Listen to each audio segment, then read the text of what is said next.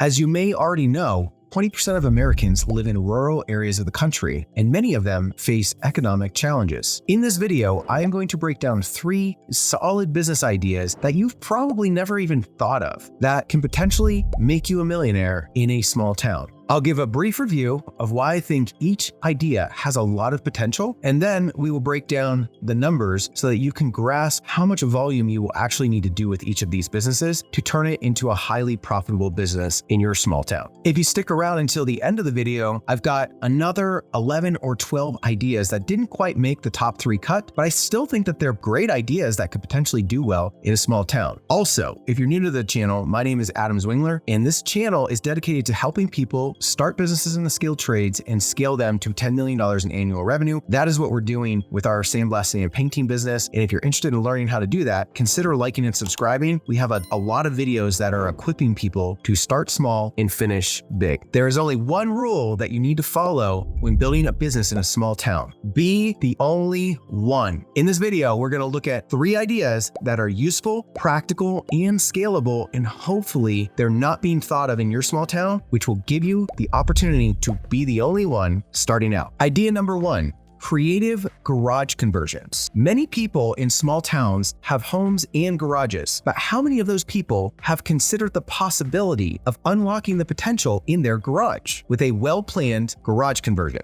Garage is often underutilized space that can be transformed into a versatile living area that suits your specific needs. Repurposing a garage can add value to a property and provide a more enjoyable living environment. Creative ideas that you can potentially do with a garage include aging parents accommodations, long-term or short-term rentals, a dedicated home office, homeschooling room, kids play area, man cave, theater room. You could turn it into a mini bar and lounge, a fitness center, a greenhouse, a sunroom, or a pool house for your potential pool out back. So let's go ahead and break down the numbers. The average garage conversion will probably cost the customer $75,000. That is quite a bit of money, but compared to building a detached ADU for maybe $150,000, it starts to look quite a bit more attractive. If you do an average of 13 garage conversions a year, you will hit about $1 million in annual revenue.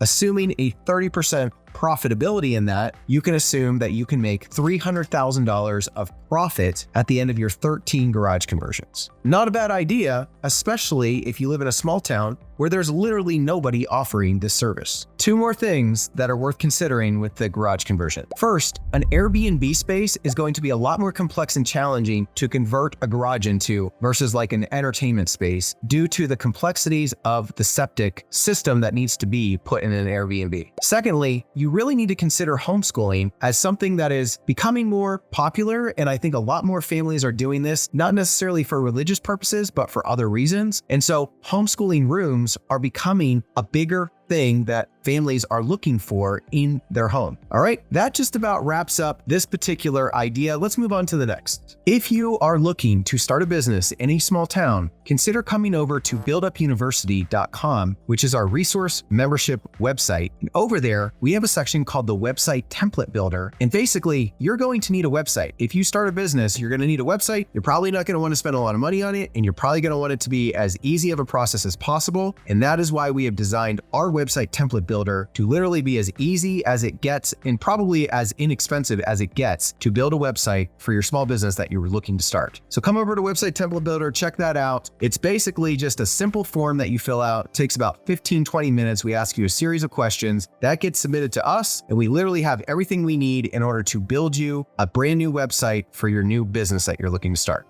Okay, idea number 2, creating a Burrito Hub. A restaurant that does burritos, not a food truck that does burritos, legit Burrito Hub. And what I mean by that is, I think even in a small town, 15, 20,000 people, there's a ton of people that love burritos, especially a really good burrito. And I think that there's a lot of cheap gas station burritos that you buy for $3 that are decent, but they're not this like knock your socks off burrito. So what I'm suggesting is you have a commercial kitchen somewhere. Maybe it's just in your apartment that you start out, and you design the town's best burrito, guys, literally the best burrito. And you develop these breakfast burritos. Maybe in the afternoon, you do a unique afternoon lunch burrito, and you develop just a very, very simple menu, just 2-3 burritos max. And you take those burritos and you bring them to different markets in your small town. So you could potentially bring them to farmers markets. You could potentially bring them to corporate offices, gas stations, coffee shops. You could bring them to other restaurants. You could bring them to job sites. You have to realize in the morning in a small town, everyone is getting started. And if you can provide an incredible breakfast burrito experience that you bring to these other organizations and they push it to their audience, you could have a smash success. The other thing that I really like about the breakfast burrito or just burritos all day long thing is you can make them in the middle of the night or you can make them at a different time. And as long as you keep them warm, they don't need to be made on the spot, so you can do super high volume. The problem with restaurants, guys, is that everybody wants to eat at the same time. And a lot of times restaurants get a bottleneck because everybody needs the product all at one time. With breakfast burritos or just regular burritos, you can make these in advance and you can keep them warm and you can bring them to companies that will push the burrito into their audience, which allows you to sell a lot more burritos over a lunch period or a breakfast period compared to typical restaurant. And let's say, here's a question for you. If you live in a small town,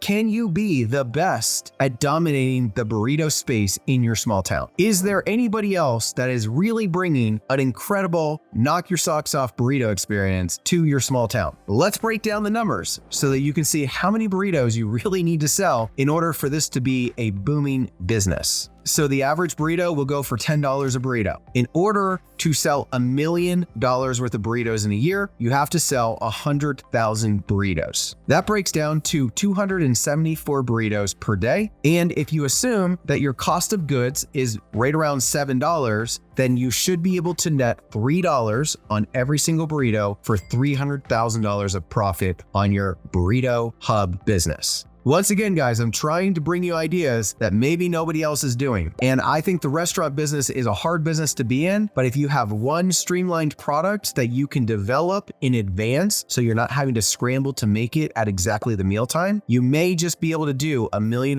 in revenue over the course of a year, just selling one simple offering to your small town. Idea number 3, which is a dog waste management company, which is a fancy way of saying dog poop picker-upper. Hear me out on this, guys. I live in Denver, Colorado, and there is a company out here. There's multiple companies actually out here. One of them has like over 40 employees, and all they do is pick up dog waste for their business model. Sounds like kind of a crappy idea, no pun intended, but there's probably not somebody in your small town that is offering this service yet. And you would be amazed how many apartment complexes and business organizations are trying to keep their location clean. Even homeowners just don't have the time if they're working and need somebody to come through and maintain their yard and maintain their backyard. It's more common than you think. Check out this site called Duty Calls. Literally out here in Denver, these trucks drive around town. You see these little trucks and they say duty calls on them. Their tagline is, "We pick up where your dog left off." And I mean, you can have fun with this business idea. You can play into the joke of it and you can ultimately make an impact in your community through a pet waste management company. The other thing that's kind of nice about this particular business is you can enter the market from a direction, from a point. You can enter the market from a perspective that most people are not thinking about. But once you get in there and you start providing value, picking up poop, you can potentially start to pick up other management pieces of pets, like dog sitting and dog walking and whatever it is that is needed for people in your small town that need assistance with their animals. Let's break down the numbers to see what a pet pooper picker-upper can actually make in a small town. So according to some of these other companies, it looks like you can charge about $15 per dog pick up poop. The amount of dogs that are needed in order to make $300,000 of profit every year is about 20,000 dogs, which sounds like a lot, but keep in mind, this is a either monthly or even weekly reoccurring service. So you really only need about 365 dogs per week in order to make $300,000 of profit doing this, which breaks down to about 55 dogs per day. And if you think about it, if you get a commercial property where maybe there's apartment complexes or businesses, there could be quite a few dogs out in those lawns. So you might be able to pick up those 55 dogs per day in very unique spots where you just get a lot of dogs all isolated in one spot. And, you know, it's not nearly as time consuming to go around to your different customers.